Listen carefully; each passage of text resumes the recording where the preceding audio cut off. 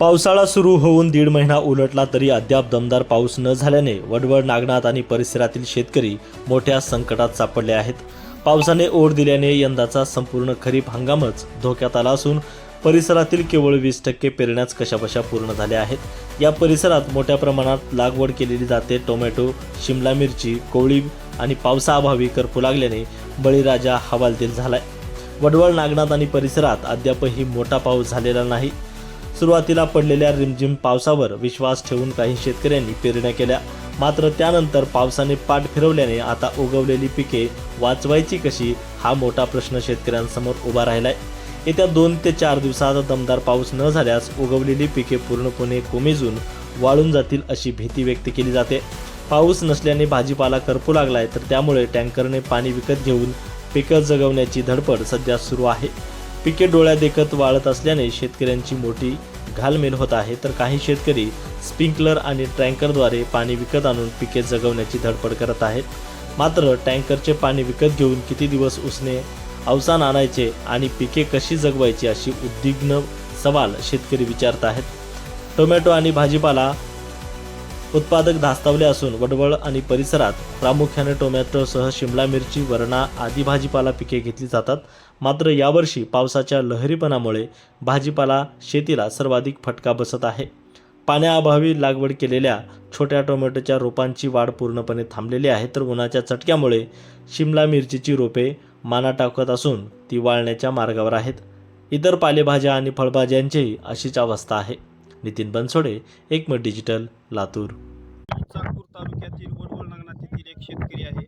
माझी कमी जास्तीला 10 acre tomato, 5 acre Shimla मिरची आहे. शिमला मिरची आणि टोमॅटोला मी कमी जास्तीला 50-60 टँकर पाणी विकत आणून पाणी घातलं आहे टँकरनं. तरी पण टोमॅटो आणि शिमला मिरची वाळून जात आहे. तो शिमला मिरची माझी 5 एकर पुरा जागेवर वाळून गेली आहे. तरी सरकारने याकडे काहीतरी लक्ष घालून शेतकऱ्याला काहीतरी मदत करावी.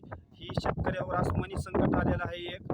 त्याच्याकडे सरकारने काहीतरी मदत या काहीतरी पंचनामे करून त्या ठिकाणी शेतकऱ्याला काहीतरी मदत द्यावी, ही शासनाला मी एकच विनंती करतो. वडवळ ही एक भाजी उत्पादक शेतकरी आहे, भाजीपाला उत्पादक. त्या नगरीमध्ये कुठलेच पंचनामे होत नाहीत ना, भाजीपाल्यावर कुठले शासन लक्ष देत नाही, दुर्लक्ष करत आहे या ठिकाणी.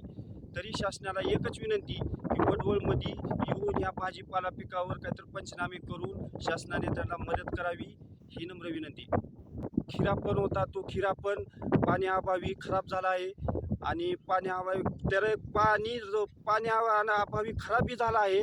आणि आम्ही टँकरनं पाणी घालून खिरा आणलो, त्याला भाव नाही सध्या. ती रस्त्यावर फेकून द्यायची वेळ आली आहे खिऱ्याला आजच्या तागात घडीला.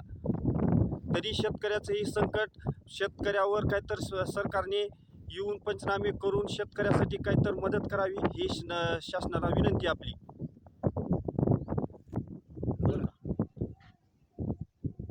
माननीय मुख्यमंत्री मोदी सरकार, माननीय फडणवीस सरकार, माननीय शिंदे सरकार यांना अशी कळकळीची विनंती आहे की आज आम्ही बागायतदार 20 एकर टमाटर लावून पाहिलं, पण काही पावसाचा थेंब नाही आहे. आम्ही 25 टँकर 30 टँकर आम्ही पाणी ओतलो डब्यानं, तरी बी काही आमचं ही झालं नाही. परंतु पुन्हा शिमला मिरची एक 8-10 एकर लावली, तो शिमला मिरची बी पुन्हा फिरी गेली. कारण ह्या काय आणि पण ह्या मिरचीची अशी अवस्था आहे, पाणी ओतलेला तरी पण त्याच्यात काय आम्हाला मान्यदान नाही. सरकारनं फक्त एवढंच करावं की एक टँकर घेतला पडते 8,000ला पडते सरकार. आता 8,000ला तर बाया लागतात, त्याला 4 गडी लागतात पाणी द्यायला घागऱ्यानं. आम्ही ही समज करू लागलो. आतापर्यंत जगवीत आलो, पण आता इथून आमची शक्यता कमी झाली आहे. थेंबाचं पाण्याचं काहीच नाही आहे.